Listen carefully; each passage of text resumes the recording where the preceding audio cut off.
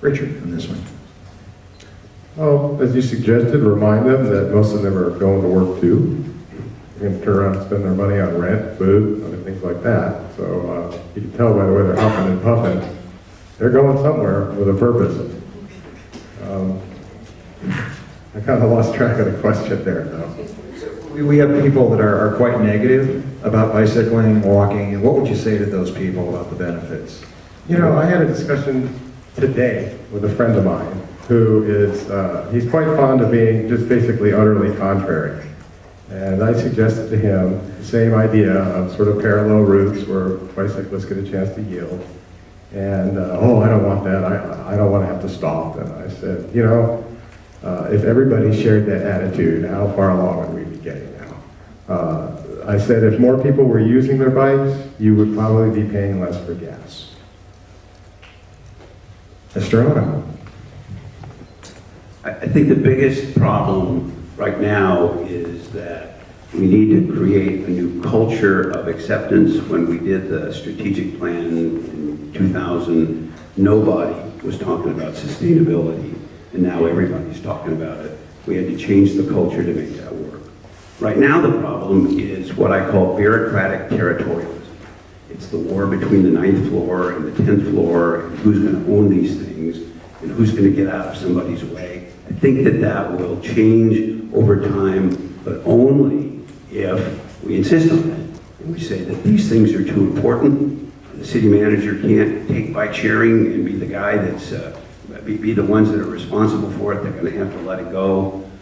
We have a very thin traffic engineering department in LA. They have 600 traffic engineers. We have Dave Roseman. So we need a little more resources, but we need to change the culture. We need to make sure that people aren't fighting among themselves. So, Representative, what would you say to those people that are not fond of the biking and walking programs? You know, I have to remind everybody that, was it 20 years ago when the idea of a bike path on the beach came up? The resistance to that bike path was enormous, enormous. And it took a lot of time to work it through. And not everybody was happy because there was going to be riffraff on the beach.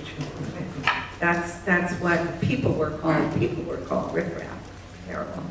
I think it's going to take teamwork. I think the council needs to work as a team and be role models and agree to move forward and to not allow those obstacles to keep our city from being the healthy city that we all want.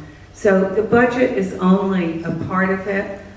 Even if there are people who don't want to contribute, we need to reinforce people for doing the right thing, and we need to work as a team. Councilwoman Shipsky. I represent many of those people.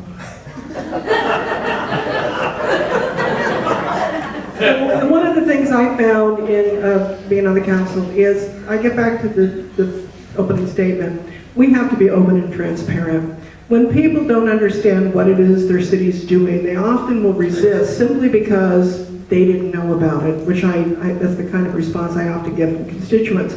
We have a diverse city who are diverse in how they view mobility and sustainability. And I think we have to take into account that diversity and try to bring them along with education, with access to the information, to as much transparency as possible. You're not going to win everyone over, but it's been my experience that once you go down that path with transparency and openness, you win a lot of people because they see it from the perspective that they didn't know. And I think that's extremely important, and that is the role of government. We've got to communicate better with our constituents about what it is the city's proposing to do.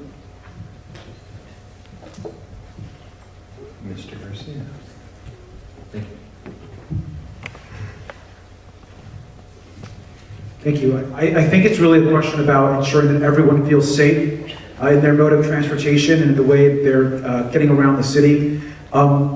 You look at Long Beach and you look at who's on bicycle, you have, I think, certainly a lot of people that are commuting to work, a lot of people that don't have another means of getting to and from work, a lot of immigrant communities, a lot of people that are low income that can't afford a car.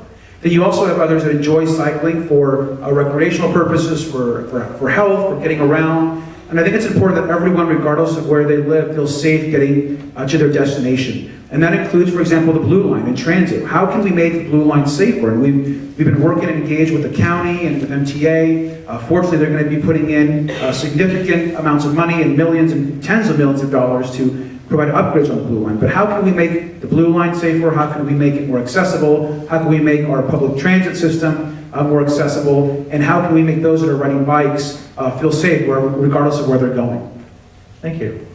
I'd like to move to urban design.